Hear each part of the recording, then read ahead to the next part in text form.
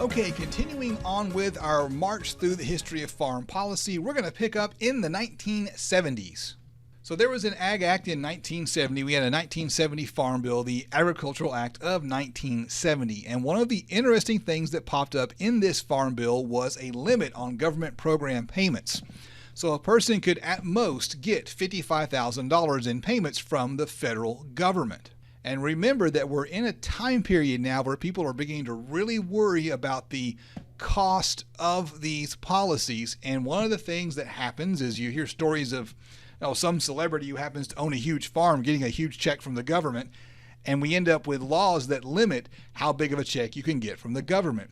The value of a rule like that's really kind of limited, because let's say you're farming with your family and you got your dad and your brother and you all are all farming together, and we're all getting a big payment from the government on one farm. Well, all you got to do is split the farm into 3 farms. So it's kind of a moot point, but it's the kind of thing that looks good when you pass it.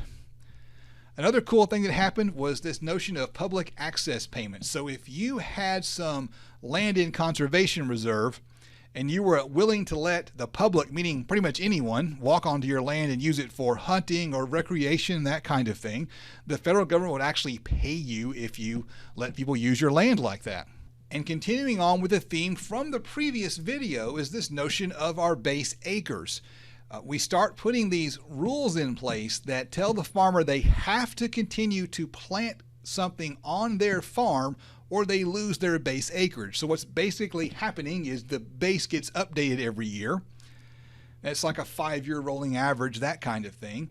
And if you're not planting on your base acreage, the government comes in and lowers your base acreage. And now this is really important because it looks like no big deal, but it's also going to encourage farmers to continue to plant a crop they might not have otherwise planted for fear of losing their base at some point in the future. Now, other things of interest in the 1970s was the environmental legislation. Roll back the clock a little bit to 1962. There was an influential book called Silent Spring. I've never read it. I've just heard about it. It was a book about environmental problems, something about you can't hear any birds because they've all died from pesticide poisoning kind of thing. Not a very happy book. But it kicked off an environmental movement. And that environmental movement led to the passage of the Clean Air Act and the Clean Water Act. These 2 laws have an impact on agriculture, or could potentially have a big impact on agriculture. First of all, the Clean Air Act could impact dust and other emissions. So it could impact a feedlot or a grain elevator. And grain elevators can be dusty places, and feedlots have lots of emissions, right? Now, the Clean Water Act basically said you can't discharge pollution into navigable waters without a permit. Why the hell do you have a permit that would allow someone to do this? Now, that term navigable waters actually is really important, meaning if you can't get a boat up and down it, the Clean Water Act doesn't apply. So you could still technically discharge pollution into water that wasn't navigable. Not sure how that actually helps the environment to allow that loophole, but there you go. There's the loophole. And now point source pollution. Point source pollution is the kind of thing you'd expect from a factory. It's also the kind of thing you'd expect from a feedlot, also called a confined animal feeding operation or a CAFO. So point source pollution basically means you can look at the source of the pollution and point to it. Aha, there it is. Agriculture's biggest source of pollution is not point source pollution. Our biggest source of pollution is actually our topsoil running off our fields, which isn't point source. But if you're running an animal operation, if you're running a big feedlot, it oftentimes is point source pollution. So you can't have point source pollution into navigable waters. Picking up on a theme from before, in 1973, the Farm Bill was updated so that $55,000 payment limit was lowered to $20,000. Again, what's the point? You just split your farm up amongst your family members and everybody takes a payment. And for the first time, food stamps officially became a part of the Farm Bill. I didn't realize that. I thought they'd been in the Farm Bill a little bit longer, but apparently this was the point where food stamps became an actual part of the farm. Now we get into something that was very important that happened in the 1970s that's not necessarily a policy thing, but it is an important thing we need to know about, and it had some big impacts on agriculture. And that is the Russian wheat deal. So here's basically what happened. Remember, we're in the middle of the Cold War here. Now, we shouldn't call it the Russian wheat deal because the Russians were at the time known as the Soviet Union, the Union of Soviet Socialist Republics, the USSR. And we're locked in the middle of this big, massive Cold War. The space race is going on.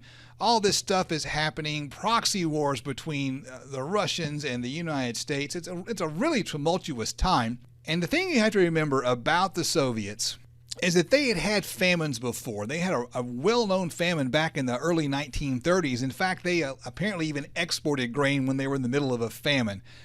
Really twisted situation there. Russia, their standard protocol whenever they had a famine or whenever they had crop failures was not to import their crops. Not something they did a whole lot of. They were very concerned with how they appeared on the global stage, and they wanted to appear powerful, and importing crops makes you look a little bit weak, especially when you're a giant place like the Soviet Union. So they weren't too fond of importing crops. But in the 1970s, something different happened. They had a massive crop failure, and because of that crop failure, they needed to import a lot of wheat, and I mean a lot of wheat. A couple of things you got to remember about wheat. Here in the United States, wheat is mostly a food grain. It's mostly going to be used to mill down into flour, and it is sometimes used as an animal feed.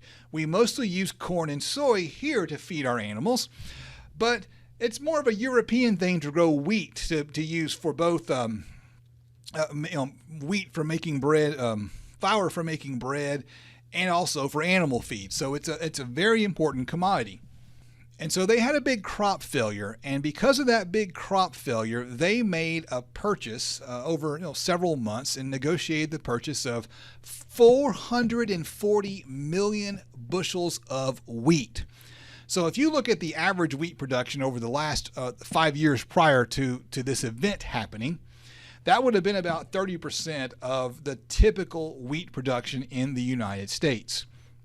That's roughly the equivalent of 80% of the wheat that we would have used for food in the United States. Remember, we use some of our wheat for, and those numbers are just there to kind of give you a little bit of the context, right? So if you're making bread, 80% of the wheat you used to make bread has now been sold to the Russians.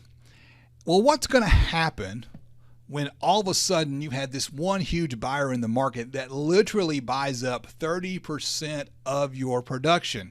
I mean, it's just simple math here, people, right? This is a shift outward in the demand curve. Prices shot up, right? Agricultural prices shot up, which is good news if you're farming, right? Wheat prices, of course, shot up. And when they shot up, corn prices went up with them. Soy prices went up with them. We had a period of very high prices in the 1970s because of this massive purchase of wheat by the Soviets. Now, of course, the book points out that this means food prices went up, and there was a lot of strife in our country because of this big spike in food prices. But I'm not too worried about that because this is an agricultural policy class. I'm worried about what happened to the farmers. And so think about what farmers do. Farmers follow the law of supply. If agricultural prices go up, farmers are going to plant more crops. And that's exactly what we did, right? And this Russian wheat deal, the real important part here is it created the bubble that was going to lead to a massive farm crisis in the 1980s. And I was alive in the 1980s. I remember this. What we ended up with in the 1970s was a perfect storm that led to very high crop prices, and of course, as a result, farmers planted more crops. Three things happened. The first thing is the notion of increased foreign demand. Even back in the 1970s, we were saying, wow, look at all the demand coming from Asia and Southeast Asia. And the thing you have to remember about demand for food, it doesn't grow very fast. It grows with population. There's a concept called Engel's Law. Engel's Law basically says, the shortcut version of it is, after you get a certain amount of money, you're not going to spend a whole lot more of it on food because you're already full, right? Engel's Law technically says that as your income goes up, the percentage that you spend on food goes down. You spend more on food, but it's a smaller share of your budget. So if you have poor nations becoming rich, you're going to have a bigger demand response than a rich nation becoming richer. And so we see this increased foreign demand coming onto the scene. We see the Russian wheat deal, where we had this massive shock to the system due to their crop failure. The other thing that happened was we allowed exchange rates to float in 1973. From World War II up into the 1970s, exchange rates were fixed and the US dollar was pegged to gold. Post 1973, we allowed markets to set exchange rates. And what that ended up doing was leading to a weak dollar. And a weak dollar is good for exports. So we have all this stuff happening that's causing grain to be exported outside of our country. Hey, that's not too shabby. Prices are high. What do you care where the grain's going? Good times for farming. Demand is up. Prices are up. We're exporting a ton of stuff. And the thing you have to remember is that when this is going on, right, when all the stuff is happening in the 1970s, 20% of U.S. cropland was sitting idle in some form of set-aside program. Farmers aren't stupid. They set aside land when it's more profitable to set aside the land. And if crop prices go up, it all of a sudden becomes more profitable to farm that land. That cropland is going to come into production. And here's what happened. I've now seen this happen literally 3 times in my lifetime. We see prices go up, and all these people who should know better, agricultural economists at universities, they see the prices go up and they say, hey, prices are high. Now because of all this export demand from China, we're in a new era of agriculture and prices will always be high and farming will always be profitable. And sometimes we conclude we don't need to subsidize agriculture anymore because we're in this new era. But every time this happens, prices come back down. That's what prices do. They're cyclical. They go up, they go down. And here's the rundown of how they fell. Between 1969 and 1978, cropland increased by 47 million acres. Right, we planted 47 million more acres of crops. Why? It's just the law of supply. Prices are high, we're going to grow more crops. What happens when you bring 47 million of acres into production? Well, how do you get that land? Well, you got to pay someone for it. You got to buy that land from somebody else. You've got to rent that land from somebody else. And as crop prices go up, and this happens every time crop prices go up, land prices follow, which it makes sense from like a financial standpoint. It's a reasonable thing you would expect to happen. And back in the 1970s, farmers took on very heavy debt loads in order to buy that expensive land. Farmers were expanding rapidly because they saw the profit opportunity, and by attempting to expand, they basically eroded the profit opportunity with expensive land. And that's fine as long as prices are going up, but they didn't go up. They eventually hit their peak and they crashed back down. And if you bought all this expensive land with all this debt when prices were high, your budget you took to the bank said you were going to be profitable when the price was high, and then the price drops by half. You got a problem. And you end up with a big farm financial crisis that started in the late 1970s, carried into the 1980s. And the thing is, I remember it. I remember going to auctions with my dad and watching farmers sell off all their farm equipment and all their land, and me asking my dad, what's going on here? It's like, well, he had to pay the bank, son, so he has to sell off all of his stuff. He went under. It was weird times. It was difficult times in farming. It got so bad that Willie Nelson put on a concert called Farm Aid in an attempt to raise money. They sold out the football stadium at the University of Illinois. It was on TV. It was weird and interesting times is what it was. Now, the last thing I want to talk about that is important in Chapter 7, or at least that I think is important in Chapter 7, is what happened in 1979 with Afghanistan and then President Jimmy Carter. So here's the deal, right? Again, we're still in the Cold War, all right? We're still in the Cold War. And in 1979, the Soviets invaded Afghanistan. If you pull up a map, you'll see that Afghanistan is not terribly far away from the Soviet Union. So it would be a pretty easy thing for them to roll in there with tanks and take over the place.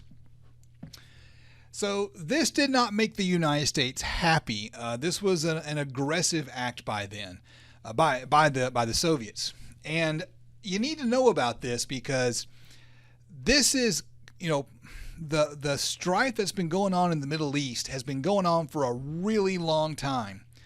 So 1979, I was a small child in 1979 when this happened. I had no idea what was going on. You see stuff on the news, you go, whatever, you're a kid, you don't know any better. But you need to kind of understand that the strife in the Middle East is nothing new. It's not something that happened in your lifetime. It's been going on for a long time. The first Gulf War happened when I was a high school student. I was in high school during the first Gulf War. I remember watching it play out on the news with shock and awe and all that stuff.